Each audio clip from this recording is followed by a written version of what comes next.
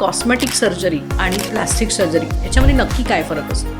ह्या सेलिब्रिटीचं हे फीचर मला आवडतं, तर असं मला करून मिळेल का? कुठल्या फिमेल सेलिब्रिटीचं जास्त क्रेज असतं हल्लीच्या यंग मुलींमध्ये की आम्हाला असं दिसायचंय? पहिलं तर वाय तुम्हाला का हवं आहे? तुमच्याकडे सेक्स चेंज करण्यासाठी देखील बरेच पेशंट येतात. एक्स्ट्रा फिंगर्स आहेत, एकच ब्रेस्ट आहे. छान दिसणाऱ्या सगळ्यांनाच आवडतं. प्रत्येक आपापल्या पद्धतीने प्रयत्न करत असतो त्यासाठी. भारतात तुम्हाला आधीच माहिती आहे की आपल्याला गोरं दिसणाऱ्यांचं वेड खूप आहे. तरुणींमध्ये मी म्हणेन की सुंदर दिसण्याबरोबर सेक्सी दिसण्याचं एक फॅड असतं. ब्रेस्ट इम्प्लांट हे करण्याचं प्रोसेस काय आहे? जनरली मुलगे कधी सांगत नाहीत, मुलीच सांगतात, पण मग मला त्यांच्याकडून कळतं. ही रिक्वेस्ट ही फियांसीकडनं आलेली आहे. फर्स्ट इयर कॉलेजमधल्या मुली वगैरे येतात की मला ही ट्रीटमेंट घ्यायची आहे.